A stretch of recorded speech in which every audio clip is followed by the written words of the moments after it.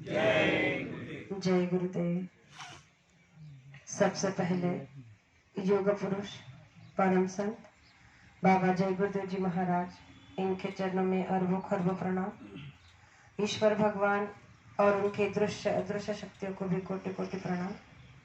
साथ ही साथ यहाँ पर उपस्थित सभी माता पिता भाई बहनों को, ग्रामस्थ माता पिता भाई बहनों को बड़े प्रेम के साथ जय गुरुदेव।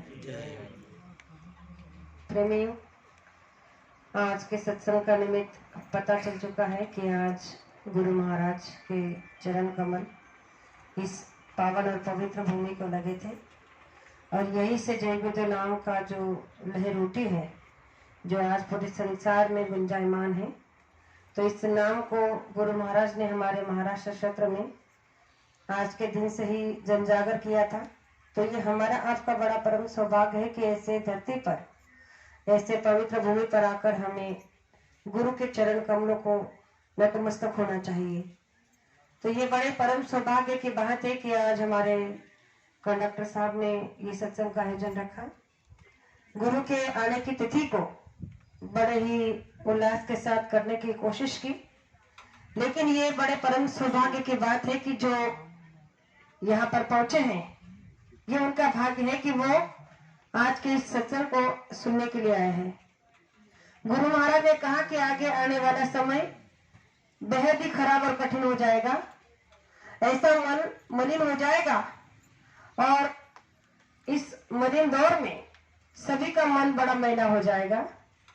तो समझाना बहुत कठिन होगा, मुश्किल होगा, लेकिन फिर भी प्रयास करते रहना बहुत जरूरी होगा। तो प्रेमियों, ये प्रयास हमें गुरु महाराज की ओर से करते रहना चाहिए कि हमारा गुरु भाई गुरु बहनों का प्रेम, गुरु भक्ति दृढ़ हो जानी चाहिए।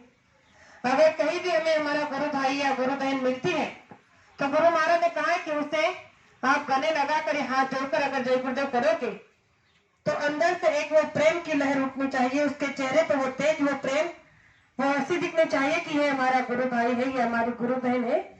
अगर ऐसा भाव आपके अंदर में आने लग जाएंगे तो गुरु महाराज ने कहा कि फिर गुरु भक्ति को आपसे कोई दूर नहीं कर सकता।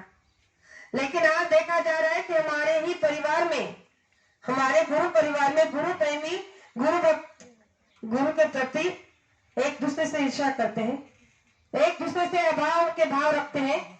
लेकिन गुरु महाराज ने ये पाठ नहीं पढ़ाया था। गुरु महाराज ने प्रेम का पाठ पढ़ाया था और इसलिए कहा था कि जय गुरुदेव संसार में इतना बड़ा गुंजायमान होगा कि जिसके चलते संसार इसे नतमस्तक करेगा, और ये हो रहा है। हमने आज तक गुरु महाराज की महिमा को समझा ही नहीं, गुरु की वाणी को क्या समझ पाएंगे? गुरु महाराज क्या थे, कौन थे, कहाँ क्यों आए, कैसे आए, किसने आए?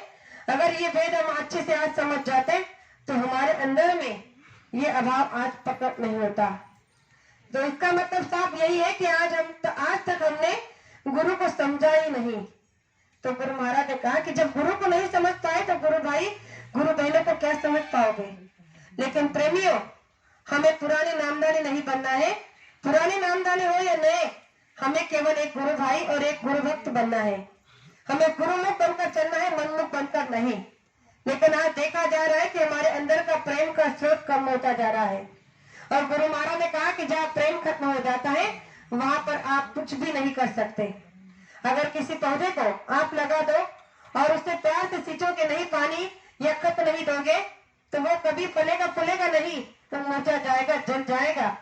तो उसी तरह से हमारे आपके अंदर भी यही सब बातें हो रही है। जब तक हमारे अंदर का प्रेम हम जागरूक नहीं करेंगे, तब तक हम एक दूसरे के प्रति प्रेम कैसे कर पाएंगे? इस पर गुरु महाराज ने कहा कि ये संसार तो आपको मिला है, जिसके लिए आप इतनी भागदौड़ कर रहे हो, इतनी जीत और मेहनत कर रहे हो। कोई बेईमानी से कमा रहा है, कोई छल कपट करके कमा रहा है, चाहे जैसे भी हो, आप इस संसार पर लगे हो कमाने में, बढ़ाने में। क्या कभी इसमें से आपके साथ में कभी कुछ गया है या कभी कुछ जाने वाला है? कुछ भी नहीं। जब इन सारे बातें शाश्वत है, इन सभी बातों से आप परिचित है, लेकिन फिर भी आप उससे में फंसे जा रहे हो। तो इस पर गुरु महाराज ने एक छोटा सा प्रमाण दिया था कि एक बहुत बड़े सेठ थे। उन्होंने बहुत ही मेहनत करके, जैसे ही समझो, उन्होंने अपने तरीके से बहुत धन दौलत कमाया, एक सुंदर सा महल बनाया, गाड़ी बंगला सब कुछ कर ब्याह लिया और उस बंगले को देख देख कर बड़े हंसते थे। अब उसे उसे ये अहंकार हो गया कि मेरे पास में इतना धन रुपए पैसा गाड़ी बंगला सब कुछ है, और उस बंगले को देख देख कर बड़ा इतराता था, बड़ा हंसता था। तो एक महात्मा जी उधर से गुजर रहे थे। महात्मा जी रुक गए, कहने लगे कि बड़े जोर जोर से हंस रहे हो, बात क्या है? तो उस सेठ ने कहा कि दिख नहीं रहा है मेरा कितना बड़ा महल है, और मैं अपने महल को, अपनी कोठी को देख कर हंस रहा हूँ कि पूरे गांव में किसी के पास नहीं, ऐसा मेरे पास में महल है, और इसीलिए मैं इसे देख देख कर बड़ा खुश हो रहा हूँ। महात्मा पहुंचे हुए थे।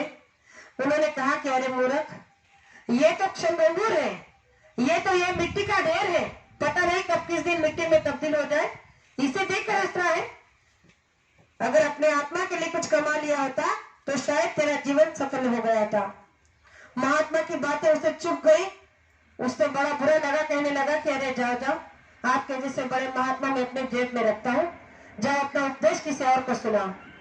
प्रेमियों, महात्मा जी वहां से चले गए। कुछ महीनों की बात ही थी कि एक ऐसा जलजला आया कि सारा उसका जो महल था वो मिट्टी का ढेर बन गया, सारी जमीन सारे घर उथल पुथल हो गए, और उस जलजले में उसका सारा सपना चकनाचूर हो गया, और उसी मंदिर को देख कर रो रहा है, छाती पीट रहा है। फिर वही महात्मा उधर से गुजर रहे और रुक कर कहने लगे कि अरे यहाँ पर एक बहुत बड़ा सुंदर महल था, कहा गया?